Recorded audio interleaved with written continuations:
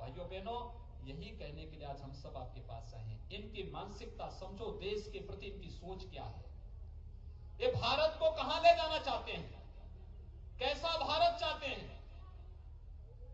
और इसीलिए नागरिकता कानून के नाम पर इनके द्वारा, नागरिकता कानून के नाम पर जो भ्रम इनके द्वारा फैलाया गया, और इस भ्रम के कारण अगर कहीं तोड़फोड़ और हिंसा हुई, आगजनी हुई, तो भाइयों बहनों, मैंने तो उत्तर प्रदेश के अंदर एक बात कही, मैंने कहा भी जिसने जो संपत्ति चलाई है उसका 10 गुना इनसे दाम वसूल कर लो, और ये वसूली हो रही है। अभी 3 दिन पहले भी बंदी थी, और मैंने सोचा कि उत्तर प्रदेश में बंदी हो रही। मैंने जब इंटेलिजेंस से पूछा, मैंने कहा भी क्या कितनी बंदी हो रही है, उन्होंने कहा साहब तो कोई हर लोग व्यक्ति कह रहे हैं साहब हम कभी बंद नहीं करेंगे, कभी कोई आंदोलन नहीं करने वाले हैं, क्योंकि हमने कहा 70 वर्षों में बहुत पैसा नैतिक अनैतिक का तरीके से कमाया होगा बहुत सारे लोगों ने, और उस पैसे की भरपाई, क्योंकि सरकारी संपत्ति बहुत ज्यादा पचती नहीं किसी को, अवैध तरीके से शासन का खजाना लूटोगे या देश पर डकैती डालोगी तो ये कभी पचेगा नहीं। ये पैसा तो वापस सरकार के खजाने में आना ही है, और कम से कम एक बहाना मिलेगा हम लोगों को पैसा वसूली करने का, और उसको हमने उत्तर प्रदेश के अंदर पूरे तरीके से लागू कर दिया है। और भाइयों बहनों, यही कहने के लिए मैं आया हूं आज आपके पास। भाइयों बहनों, कैसे कैसे लोग व्यवस्था बनाते थे। आप सोचिए, उत्तर प्रदेश में जब कांग्रेस की सरकार थी, सपा की, बसपा की, ये सभी सरकारें आई, तब 2017 में मैं आया तो गाजियाबाद से लेकर के हरिद्वार के बीच में कावड़ यात्रा निकलती है। कावड़ यात्रा में बहुत भीड़ होती थी, कई वर्षों से बंद हो गई। पिछली सरकार हतोत्साहित करती थी। पहला वर्ष था, मैंने पूछा, मैंने कहा कावड़ यात्रा के लिए क्या तैयारी है, तो प्रशासन ने कहा कि साहब पिछली सवार से ये तय हो, पिछली सरकारों के समय से एक तय हुआ है कि कावड़ यात्रा में डीजे नहीं बजेगा, शंख नहीं बजेगा, घंटा नहीं बजेगा, घड़ियाल नहीं बजेगा, कोई व्यवस्था नहीं करनी है, सरकार सुरक्षा नहीं करेगी।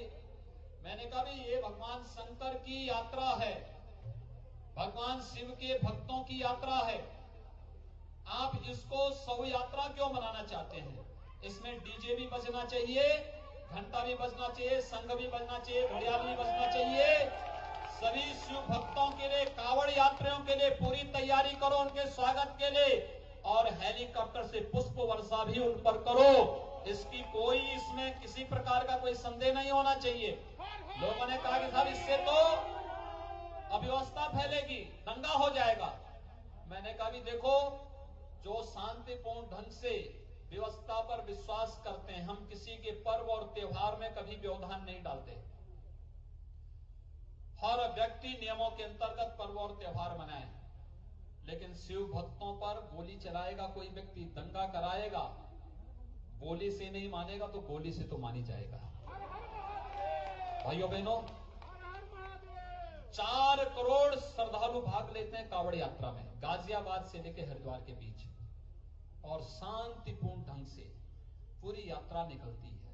ये भारत की आस्था की यात्रा है। मैं पूछना चाहता हूं दिल्ली की केजरीवाल सरकार से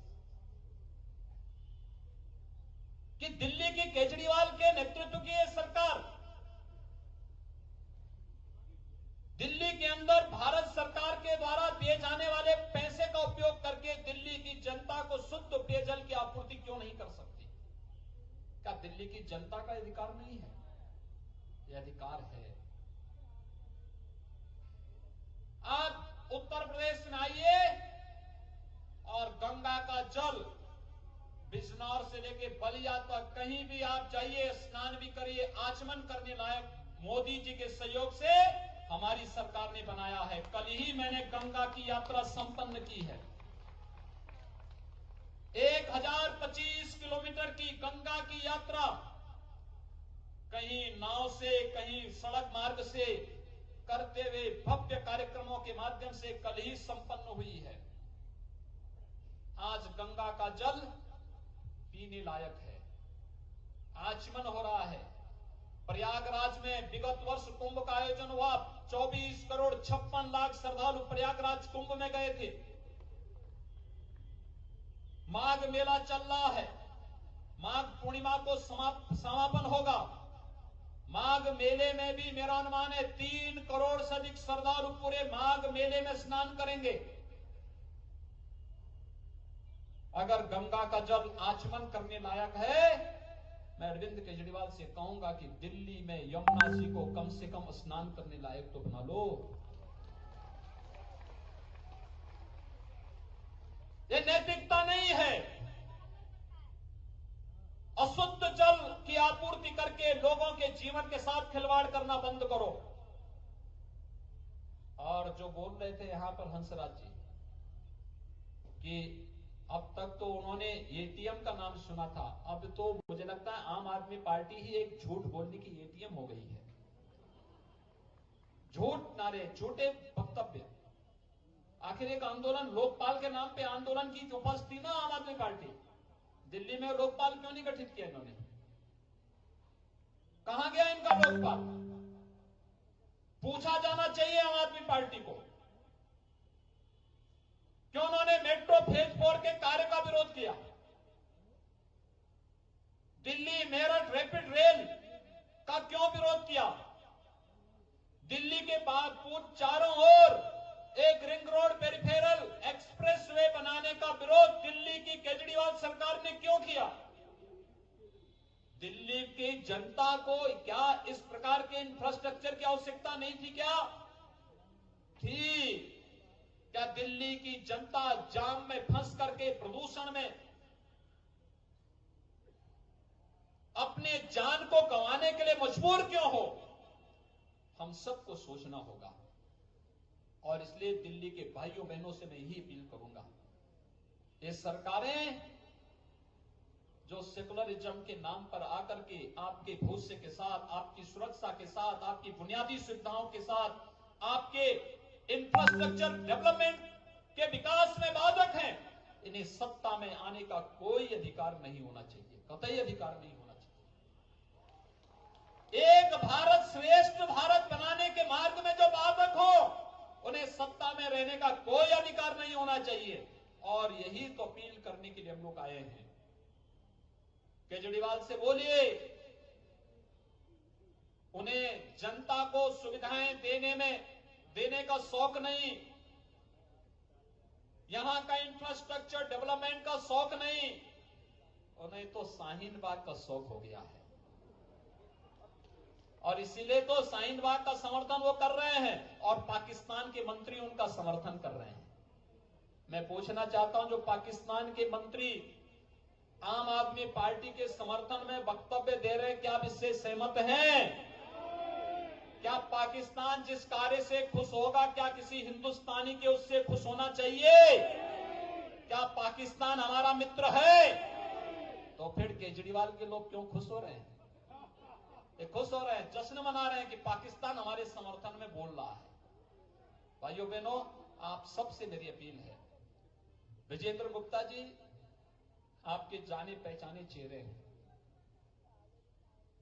दिल्ली में पार्टी के नेता के रूप में, नेतृत्वकर्ता के रूप में, एक बूथ स्तर के कार्यकर्ता से लेकर के प्रदेश के दायित्व तक कुशलतापूर्वक निर्वहन करते हुए रोहिणी वासियों का सौभाग्य है कि आज आपको वे प्रतिनिधित्व दे रहे हैं। और आपने पिछली बार भी उन्हें भारी बहुमत से चुनाव जिता करके भेजा, आपका मैं अभिनंदन करता हूं। अभिनंदन इस बात को लेकर के कि जब दिल्ली में 3 विधायक जीते थे तो रोहिणी ने विजेंद्र गुप्ता जी का साथ तब भी दिया था। आपने हंस जी को लोकसभा चुनाव में जिता करके मोदी जी को मजबूती दी थी, तो भी मैं आपका अभिनंदन करता हूं। और फिर अपील करता हूं कि जो कार्यक्रम चल रहे हैं, अच्छा होगा ये चिल्लाने वाले चिल्लाते रहे। हमें इस बात के लिए खुश होना चाहिए, मोदी जी ने देश को एक सही दिशा में आगे बढ़ा दिया है, एक भारत श्रेष्ठ भारत। आज आप देख रहे होंगे ना, पहले दुनिया में कहीं तनाव होता था, 2 चीजों में कितना अंतर आया है। मुंबई का जब अटैक हुआ था, कांग्रेस नेतृत्व की सरकार थी। देश की जनता चाहती थी पाकिस्तान पर हमला हो, क्योंकि आतंकवादी पाकिस्तानी थे। और उस समय कांग्रेस नेतृत्व की सरकार क्या कहती थी कि पाकिस्तान के पास एटम बम है, एटम बम मार देगा।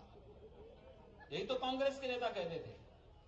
और विगत वर्ष पुलवामा में हमला हुआ था और पुलवामा में सीआरपीएफ के हमारे जवान शहीद हुए थे। तब मोदी जी ने कहा कि सेना को पूरी छूट है, स्थान भी तय करेंगे, तिथि भी तय करेंगे। और सेना गई, पीओके के अंदर सभी आतंकी कैंपों को नष्ट करके आ गई। इमरान खान दुनिया के अंदर जान की भीख मांगते हुए घूम रहा था और आप देखे होंगे कि वह आज भी चिल्ला रहा है कि भारत हम पर हमला कर सकता है। एक परिवर्तन हुआ है। पहले छोटे छोटे मामलों में दुनिया के अंदर जहां कहीं भी कोई विवाद होता था, अमेरिका आकर के चौधरी बनकर के बीच में टपक पड़ता था। आपने देखा होगा। और आज क्या परिवर्तन हुआ है। आज जब अमेरिका और ईरान के बीच में ही तनाव हुआ है तो दुनिया से आवाज आ रही है कि भारत ही मध्यस्थता करेगा। यह है नया भारत, यह है न्यू इंडिया। और इस न्यू इंडिया में हर भारतवासी का योगदान होना चाहिए। इस न्यू इंडिया के लिए आपका समर्थन मांगने के लिए हम लोग आए हैं, क्योंकि ये भारत के प्रति हम सबकी पहली प्राथमिकता है। भारत हमारी प्राथमिकता में पहले होना चाहिए। नेशन फर्स्ट की थ्योरी को ही मोदी जी ने अपनाया है और देश को यही संदेश दिया है। और भाइयों बहनों, मोदी जी के नेशन फर्स्ट की थ्योरी के अंतर्गत ही दिल्ली के अंदर भारतीय जनता पार्टी की सरकार बननी आवश्यक है।